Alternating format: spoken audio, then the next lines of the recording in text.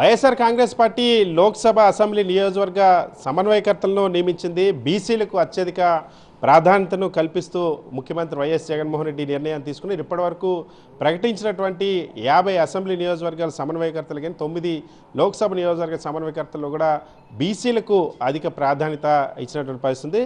ఏలూరు లోక్సభ అభ్యర్థిగా మంత్రి కారుమూరు నాగేశ్వరరావు కుమారుడు కారుమూరు సునీల్ కుమార్ యాదవ్ని నియమించారు. బీసీ యువకుడు అయినటువంటి సునీల్ కుమార్ యాదవ్కి అవకాశం వచ్చింది. మనతో పాటు సునీల్ కుమార్ యాదవ్ అని ఇప్పుడు మాట్లాడే ప్రయత్నం. రాజకీయాల్లో ఇప్పటివరకు మీ తండ్రి ఉన్నారు, మీరు మొదటిసారి రాబోతూ ఉన్నారు. లోక్సభ అభ్యర్థిగా మీకు ఏలూరు నుండి అవకాశం ఇచ్చింది వైఎస్ఆర్ కాంగ్రెస్ పార్టీ జగన్మోహన్ రెడ్డి గారు. ఎలా తీసుకుంటారు, ఎలా ఫీల్ అవుతున్నారు? ముందుగా జగన్మోహన్ రెడ్డి గారికి కృతజ్ఞతలు. ఇప్పుడే ఆయన్ని కలవడం కూడా జరిగింది. చాలా సంతోషంగా ఉంది. కానీ చాలా పెద్ద బాధ్యత. దీన్ని నేను తప్పకుండా చాలా జాగ్రత్తగా అందరినీ కలుపుకుంటూ పార్టీకి జగన్మోహన్ రెడ్డి గారికి మంచి పేరు వచ్చేలాగా చేస్తానని తెలియజేసుకుంటున్నాను. జగన్మోహన్ రెడ్డి గారు కలిసారు కదా, ఏం చెప్పారు? ఎందుకు మిమ్మల్ని ఇక్కడ లోక్సభ అభ్యర్థిగా లేదు ఈ పార్టీకి ఇన్ఛార్జ్గా ఎందుకు ప్రకటించారని చెప్పారు? ముందుగా ఆయన పాలిటిక్స్లో యువతని ఎంకరేజ్ చేద్దామని, యూత్ ఓరియంటెడ్గా ముందుకెళ్దామని చెప్పి నాకు ఈ ఛాన్స్ ఇవ్వడం జరిగింది. అట్లానే నేను కూడా తణుకులో తిరగడం, అలానే నేను నాన్నగారు జడ్పీ చైర్మన్గా ఉన్నప్పుడు ఏలూరులో అప్పుడు నా వయసు 19 ఏళ్ళు, అప్పుడు కూడా తిరగడం జరిగింది. అలానే దెందులూరు 2014లో దెందులూరు మొత్తం నేను తిరగడం జరిగింది.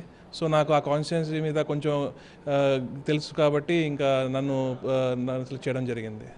రాజకీయాల్లో మీరు ఎప్పుడైనా రావాలనుకున్నారా? అంటే మీ తండ్రి రాజకీయాలు ఉన్నప్పటికీ జడ్పీ చైర్మన్గా చేసినా, ఇప్పుడు మంత్రిగా చేస్తున్నా, ఇప్పటివరకు ఏ రోజు డైరెక్ట్గా పాలిటిక్స్లోకి మీరు ఎంటర్ అవ్వాలని అనుకున్నారా? ఇప్పుడు అవకాశం వచ్చింది, ఎలా చూస్తారు? మా నాన్నగారు ఎమ్మెల్యే అని, మా నాన్నగారు మినిస్టర్ అని కూడా నేను ఎవరికి చెప్పుకోను. నేను అంత లో ప్రొఫైల్గా ఉంటాను. కానీ జగన్మోహన్ రెడ్డి గారు చేసే ఈ సంక్షేమ పథకాలు ప్లస్ ఈ నాడు నేడు స్కూల్స్, ఈ ఏవైతే అవినీతి లేకుండా ఎవరి సొమ్ము వారి డైరెక్ట్గా అకౌంట్లోకి వెళ్తుందో ఇవన్నీ చూసి నేను గడప గడప తిరిగాను. తణుకులో సచివాలయాలు తిరిగాను.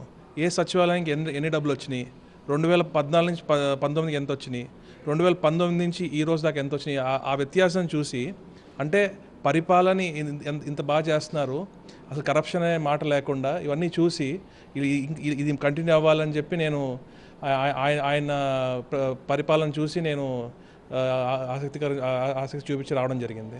లోక్సభ నిజంగానే లోక్సభ అభ్యర్థిగా చాలామందికి చట్టసభల్లో రావాలన్న కోరుకుంటుంది. అందులో దేశంలోని అత్యున్నతమైనటువంటి సభ లోక్సభలో అడుగుపెట్టే అవకాశం వస్తే రేపు విజయం సాధించిన తర్వాత ఏం చేయాలనుకుంటున్నారు? ఎలాంటి ఐడియాస్ ఉన్నాయి మీ దగ్గర?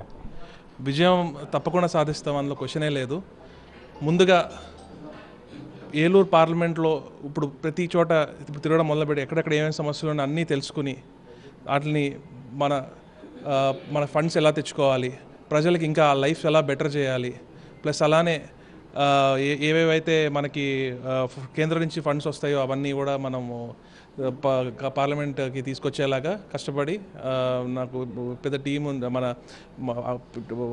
పార్టీ ఆఫీస్లో చాలా పెద్ద టీం ఉంది.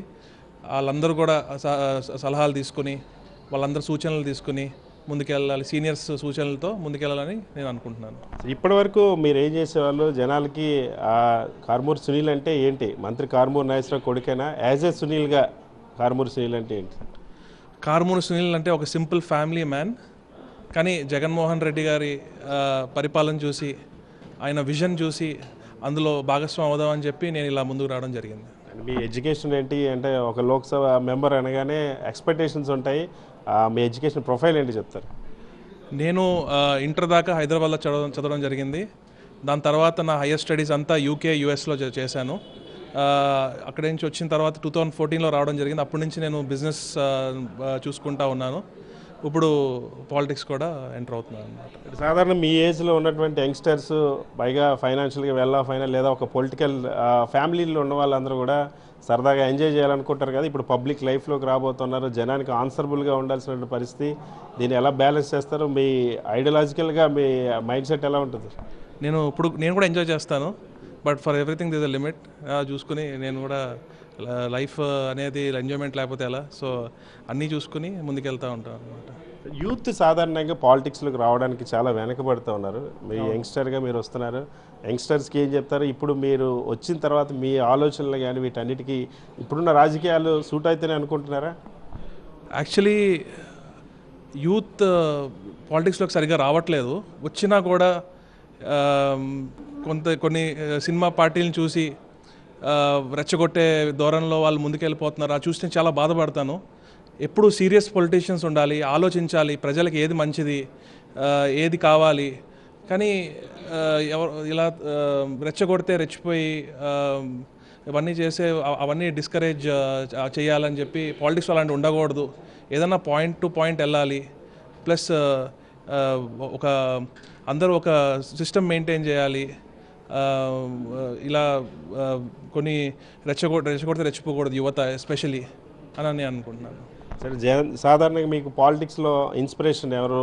ఇప్పుడు జగన్మోహన్ రెడ్డి లీడర్షిప్లో మీరు ఫస్ట్ టైం అవకాశం వచ్చింది. సో ఎవరి డైరెక్షన్లో వెళ్తారు? ఎవరి ఇన్స్పిరేషన్తో ముందుకు వెళ్తారు?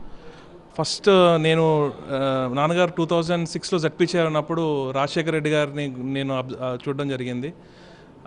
ఆయన్ని కలవడం కూడా జరిగింది. అప్పుడు నేను చాలా చిన్నవాడిని. బట్ ఆయన్ని చూసి నేను ఫస్ట్ ఒక పొలిటీషియన్ అంటే ఇట్లా ఉంటారా అని అనుకున్నాను.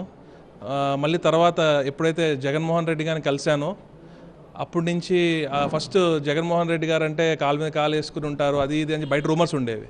నేను ఆయన ఫస్ట్ టైం కలిసినప్పుడు the way he received are family, మా చెల్లి వెడ్డింగ్ కార్డ్ ఇవ్వడానికి వెళ్ళామన్నమాట. అప్పుడు చూసి అసలు బయట మీడియాలో ఎంత బోగస్ ప్రచారం చేస్తారు, ఇలా రూడ్గా ఉంటారు, సార్ అని పిలవాలి, అది అని చెప్తారు. కానీ ఆయన సింప్లిసిటీ, ఆయన అసలు ఎంత డౌన్ టు ఎర్త్ ఉంటారో అవన్నీ చూసి ఆయన్ని ఇప్పుడు ఇన్స్పిరేషన్ తీసుకోవడం జరిగింది. ఆయన కూడా రిలాక్స్గా లైఫ్ ఎంజాయ్ చేయొచ్చు, కానీ ఆయన ప్రజలకు ఏదో చేయాలి, సాధించాలని ఉన్నారు. ఆయన్ని చూసి నేను కూడా రావడం జరిగింది. జగన్మోహన్ రెడ్డికి ఇప్పుడు ఏం చెప్పారు? ఎలా పని చేయాలని చెప్పారు, ఎలా పేరు తెచ్చుకోవాలని చెప్పారు, ప్రజల్లోకి ఎలా వెళ్ళాలని ఏమైనా చిట్కాలు చెప్పారా మీకు కలిసినప్పుడు? జగన్మోహన్ రెడ్డి గారు సింపుల్ ఒకటే చెప్పారు, జస్ట్ ప్రజల కోసమే ఉన్నాం మనం, వాళ్ళకి హెల్ప్ చేయాలి, మనం వాళ్ళ లైఫ్స్ బెటర్ చేయాలి అండ్ ముందుకెళ్ళాలి అని దట్స్ ఇట్, అంతే చెప్పడం జరిగింది. రేపు మీరు జనంలోకి వెళ్ళేటప్పుడు మీ ప్రచార అస్త్రాలుగా ఏం వాడబోతారు? ఏ అంశాలను ఆధారంగా మీరు ప్రజలను కన్విన్స్ చేయడానికి వెళ్తారు? ఏ అధికార పక్షానికైనా ఒక ఎలక్షన్ తర్వాత కొంచెం మైనస్లు ఉంటాయి, కానీ ఇప్పుడు మాత్రం అన్నీ ప్లస్లే. ఎందుకంటే నాడు నేడు తీసుకోండి, లేకపోతే అమ్మఒడి, లేకపోతే ఈ పింఛన్, లేకపోతే చేయూత, చేదోడు, ఈ ఎన్నో పథకాలు మనకు ఉన్నాయి. ఇవన్నీ ఎప్పుడు ఏ ప్రభుత్వం ఇన్ని పథకాలు చేయలేదు.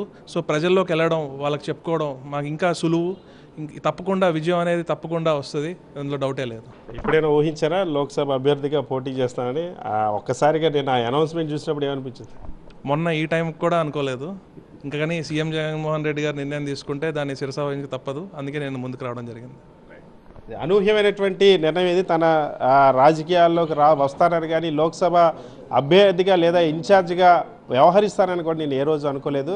వైఎస్ జగన్మోహన్ రెడ్డి యువతను ప్రోత్సహించడానికి అవకాశాన్ని ఇచ్చారు. నేను విదేశాల్లో చదువుకున్నటువంటి విద్యావంతుడిని. ఇప్పుడు ఖచ్చితంగా ఏలూరు పార్లమెంటు ప్రజల సమస్యల కోసం ముఖ్యంగా జగన్మోహన్ రెడ్డి ఏమి ఆదేశిస్తే అది చేయడం అనేది, శిరసావహించడం అనేది నేను తెలుసుకున్నటువంటి అంశం. అదే దిశగా రాబోయే రోజులు కూడా ప్రయాణిస్తాను. ఖచ్చితంగా విజయం సాధిస్తాము ఏలూరు లోక్సభ స్థానం నుండి అని చెప్పి కార్మూర్ సునీల్ చెప్తున్నారు. వినేష్ బాలుతో సతీష్, సాక్షి టీవీ, విజయవాడ.